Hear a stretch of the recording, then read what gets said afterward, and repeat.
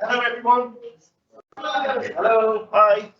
So I'm going to talk to you about probation today. Has anybody got any idea what probation officers do or what the service is about? Yeah, it's not surprising. We normally get a bad rap. Has anybody seen a probation officer on EastEnders or in a movie or something? Yeah. Well, normally, if we're on a TV drama or something, we're normally portrayed as being incompetent or stupid or sadistic or a sexual predator. We don't really get a good image on TV, so people don't really know much about what we do. Whenever you hear about us in the press, it's normally when something's gone wrong. That's sort of no news, good news scenario. But today, I want to try and tell you a little bit about the real probation service. I've worked in it for 20 years. And this is one of my private possessions. When my office was closed down, I obtained a sign at the front of it. And I keep that. I'm hoping to put that up sometime on my wall, unless I donate it to Lily. It wasn't. I didn't really officially steal it. The guy who was decommissioning the office said they were just going to check it out, so I thought, why not? So I've got a screwdriver. Anyway, it's nice. I might make it into maybe a tray or something, a tea tray. Okay, so let's go back in time. And there I am. That's me on my first day as probation officer. Sorry about the fashion. Sorry about my hair. I never have good hair. I've never had nice hair. Look at it. But I met some really good people through this job. There's Grumpy Pete. There's Mike behind. There's Kate. Really lovely people. Julie's about the only person left in the service after I left. We were the last two there. But I just want to give you an idea. If you want to be a probation officer and you're stood there on the first day having a picture, I am sorry about the quality of the picture. We didn't have mobile phones back then, no selfies or anything like that. So that was an official camera that took that picture. And I think that's Julie's picture she had on the desk. Right. Okay, anybody know who this guy is? Chris Grayling, yes, indeed. So, about 10 years ago, Chris was the Minister for Justice, and he thought it was a good idea to privatise half of the probation service. And that kind of happened. Everybody said it was a bad idea. Everybody said that it was a mistake. But his idea was we can supervise low and medium risk offenders through private companies. And that's what they did. It kind of the transition went through in 2014. And it wasn't as successful as I thought. I actually joined one of these private companies. It's called Purple Futures because it's purple like the probation sign. And I was with a private company for 4 years before I came back to the public sector, and it didn't go well. It was described as creating a two-tier system. There was lots of problems. There was lots of failings in supervision. The private companies thought it was suitable to supervise some quite dangerous people over phone calls and not in person. They tried to push for a reduction in the frequency of reporting, and they tried to put corners wherever they were. I think the principle was they need fewer staff then, and they can save money. But it didn't work out. As you see, the damning report that it was failing to properly assess the risk of harm in half of areas. So half of them were really badly failing. But last year, to say out of the ashes from Chris. Chris is gone now, he's back on the backbench. The probation service has come back together, and that happened last year. They're now looking at the wreckage that the probation has come, and they are hiring like videos. So if anybody is interested in becoming a probation officer, you're in a perfect time to be thinking about it, because they're trying to pump a lot of resources back into it. So they've made this commitment. on this side. I just looked this up the other day, and they're looking at the national standards, the national qualifications, and they're coming up with a whole new model for hiring people. So if you're doing criminology and you're thinking about moving on with that, it could be perfect for you. So I will tell you what you might possibly be up for if you go to probation. Okay, so a number of questions we'll try and cover. What does probation do? Seems like, I don't know, does anybody here know, hopefully? Yes? Any ideas?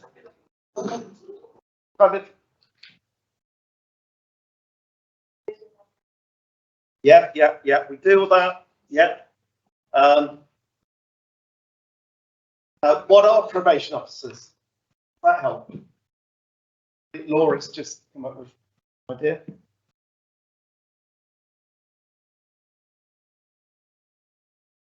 Yeah, can be a support network, definitely. Anybody know where they work? Which agencies do they work with? Where they are? Police station? Yeah, we do go to police stations. So we're trying to answer some of these questions today. But first, let's look at what I've been called throughout my career by various people that don't really understand what we do.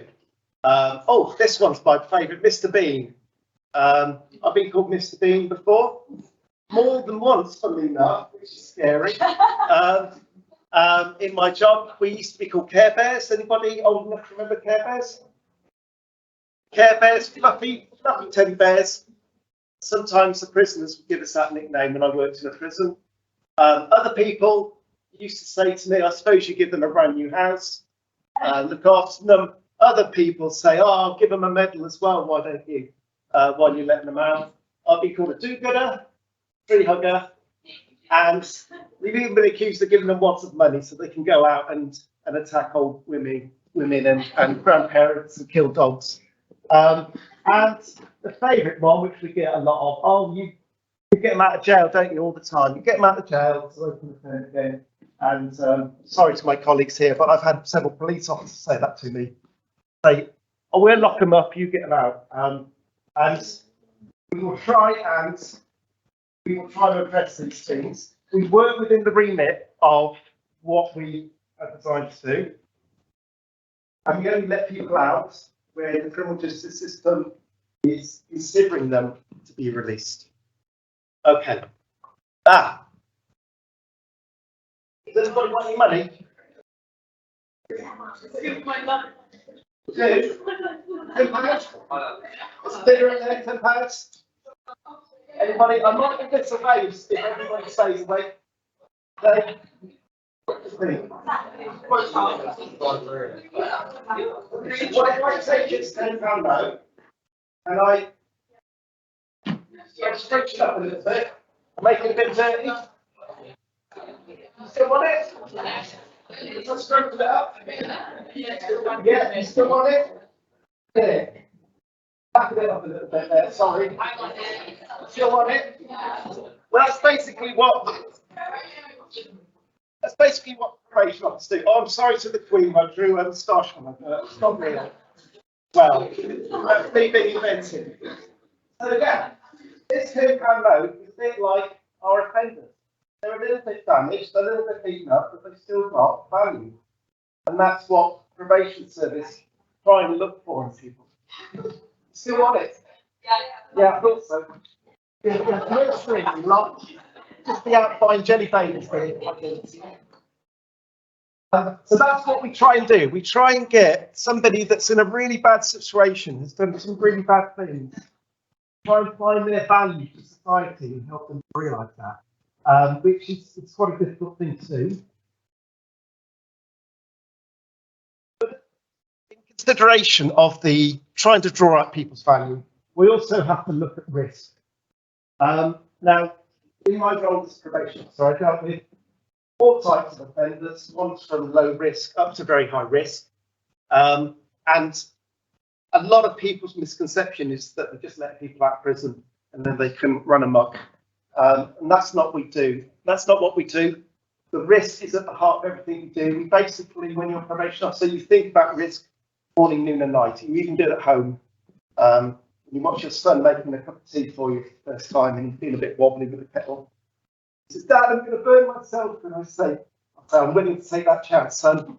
You're making that tea. So we use our experience, we use our skill to sit down with somebody that's done something awful or not so awful, and we have a conversation with them and we try and build that working relationship so we can draw out of them just what actually is the risk that they present.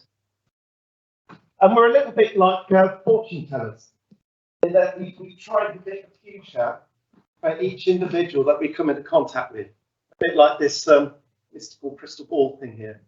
But it's not that mystical. The basic philosophy is if it's happened once, it's more likely to happen again. And that is the foundation for everything that probation does.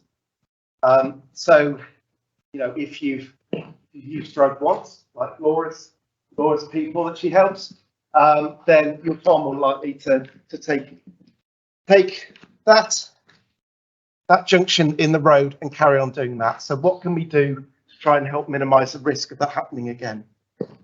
If you've attacked your partner once, then it's far more likely to happen again. So we look at what can we do to minimize the risk of this happening again, and we try to adapt with each individual that we work with.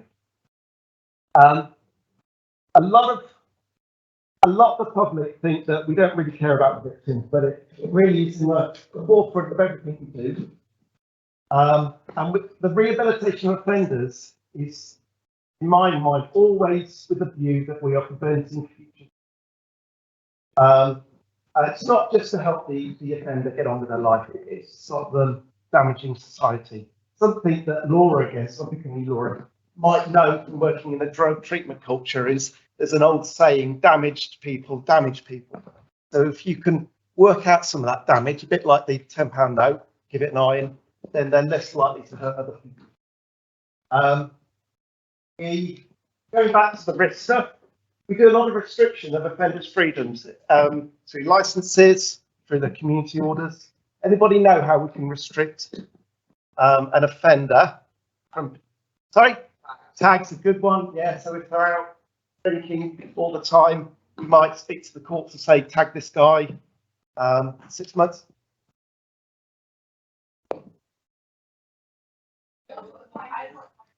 We did, yeah, we did the old tag. They've got smaller now. They used to be really big when I started. And it's amazing how inventive people can be about getting their tag off. Like they were coming down the banister once and it accidentally fell off. I've heard of people saying that they accidentally hit it with a hammer. All these things so they can go out and have a drink, but they never get away with it. Any other ideas? Anybody looked at license before? Yes, sir? Until certain areas, certain times. Certain areas, certain time. Excellent. Yeah. So this one is normally to do with license conditions. When you come out of prison, you're still serving a custodial sentence. And so if you want to keep them away from a certain town or a certain victim, then we would give them a map and say you're not allowed to go in this area.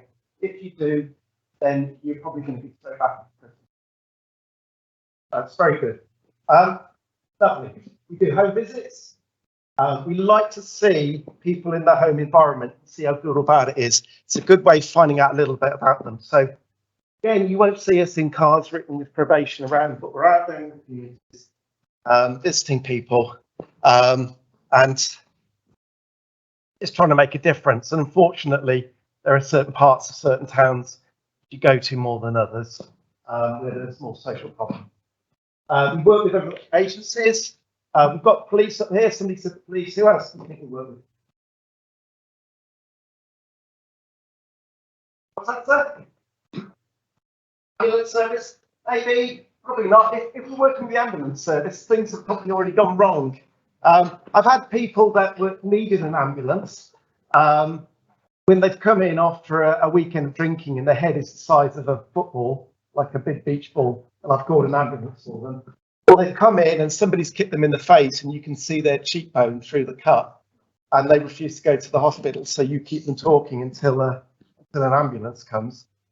So yeah, we do sometimes use ambulance service. Who are the most vulnerable people in society? Old people are? Who's children? Yeah. So if there's any connection to children, the alarm bells will ring with a probation officer. Sorry? Social services, indeed. Children and families team, as they're sometimes called. We will get involved with them, and we may well give them information to help them consider what they need to do to keep the children safe. So children are the top of the pile regarding our protection work. As you may well imagine, if we're working with high-risk sex offenders who abuse children in the past, then there is no leeway with them regarding children in contact. And if they were to have contact, for instance, we would look at whatever we could do to restrict that, including that. We also work in courts. This one at the bottom here, and advise the courts on sentencing. So if we know somebody, we've got some background information, we might help the judge or the magistrates to decide which way to sentence. We may even write reports about that pre-sentence. Okay, so we work with community orders. That's for people that have done something maybe less serious. They're the guys that normally come in and do a bit of community playground like this guy here. And they're the guys that we try and do more programs with. So, have you ever heard about CBT? Okay, cognitive behavioural therapy. It's the kind of the cornerstone of what the probation do with their programs, and also when you sat with somebody face to face, you try and change how they think about the world or a situation, so then they're less likely to reoffend. You can break that cycle that way. We deal with prisoners inside. You may well go and visit prisons. I've been to a number all over England and Wales, and then in Scotland, unfortunately. Scotland's lovely. And of course, we have licenses, and we can enforce that if we think that an individual is breaking their order. We may well send them back to court, or we may well, as I said, if it's serious enough in terms of risk, just on the basis of a concern, we may well send them back to prison. We also deal with parole. That's when you may have heard some high profile ones about certain people that are being released on parole, and there's been concern about it.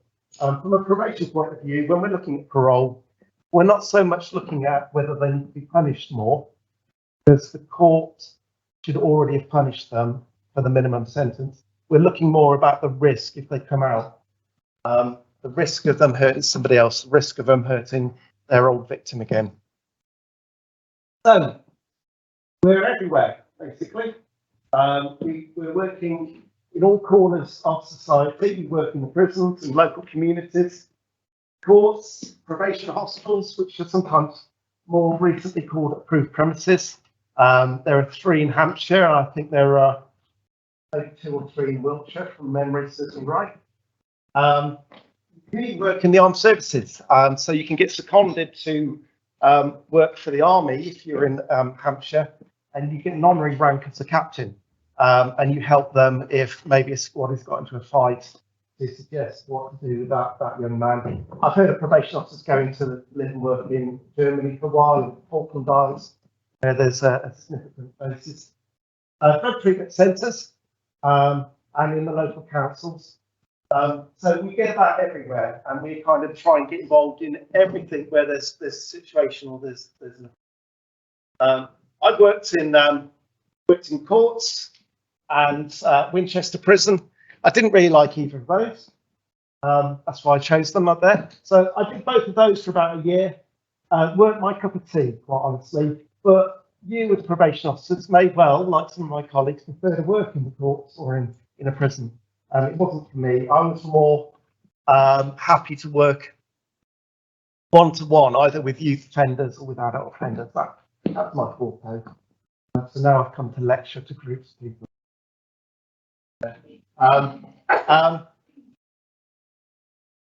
We're not action heroes. You don't go around big karate chops and things. And we're not dynamic as the police with our lights on, anything like that. We're normally driving a second-hand car with squeaky tyres. We don't beat people up, and we're not dressed coolly, as you can see. We don't have superpowers, unfortunately. I wish I had the superpower to mentally do the washing up. This was my brain. I haven't. But I'm sorry about it, it's a bit cheesy.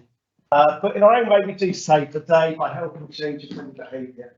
And we do that quietly, week on week, plodding away, trying to get somebody back on their feet after they've messed up again with the drugs, or they've done something again, or they've fallen out with their partner. Pick them up and try and get them back on track. And it's nice when you meet somebody. The other day I was in Waterstone's bookshop, and somebody came over to me and talked to me and introduced me to his new partner. And he was a guy that was up to his eyeballs in injecting heroin years ago. But he's doing all right. He's doing all right. And that's why it's good. It's also good to know that you've saved a lot of victims as well, especially the kids. I think back to the families where I've kind of separated them physically from the abuser. That's kind of nice to think about. You actually feel like you've achieved something. And you maybe give them a bit of a better life. I mean, some of those kids are all going to be growing up now. We're going back 20 years. But it's nice. It's a good feeling. So it's the same thing with all types of offending. I've been in the last 4 or 5 years dealing mainly with sexual offences and murder and high-end violence, which is a bit kind of full on, but very satisfying as well to know you're doing your bit to help everybody. In fact, more than 1 or 2 cases of people that have been diagnosed as psychopaths, which I think Lily's going to be doing an interesting talk on about whether they exist or not later. Interesting group of people, but it's all a bit scary. But they will give you the training and the skills. That scared young man at the beginning of the talk I did was me, but they will help you so that you can go toe to toe with anybody and have the confidence about managing the risk that person helps with, and then helping them to draw out that value like that broken £10 note. So we walk a fine line. We enforce. We also try and support people. And that's a skill in itself, because you have to try and maintain a working relationship whereby, for instance, you're telling them that their children are being taken away from them, or they're going back to prison because they've done something wrong. So that's a skill in itself from a diplomacy point of view. Probation officer perks. That's that time. It's lovely pay, nice pay. It starts off with quite good pay once you finish training. I think it's about 30 grand at the moment. Lots of lovely leave, 33 days. I guarantee you can go back and start in the face like Will Smith. It's come long. But you will never be bored in this job. I guarantee it. Nobody ever says I'm bored. People might occasionally go, oh my gosh, I'm so stressed. But they won't say that. And the lovely thing, once you've got the qualifications, you can go and kind of yourself into a different area where you like working. Like prisons, you may love that, courts, programs team. So I always love the kind of generic case management face to face. And you make some great friends for life. Like Grumpy Pete. This is Grumpy Pete. So you've got the same jumper, a bit of a bromance going on. And I only put this in because he hates me showing his picture to anybody. I told him I was doing this. But you'll make some great friends. Brilliant pension. In fact, when I retire, I'm going to have more money to spend on myself than I ever have when I've been working. So I know you're all young and all that, but think about it. One day you'll be ancient like me. Look, even Grumpy Pete thinks it's a brilliant pension. See? So we've got to believe what Pete says. So remember, people have value. You all have value, even if they are damaged. Even Chris. Okay?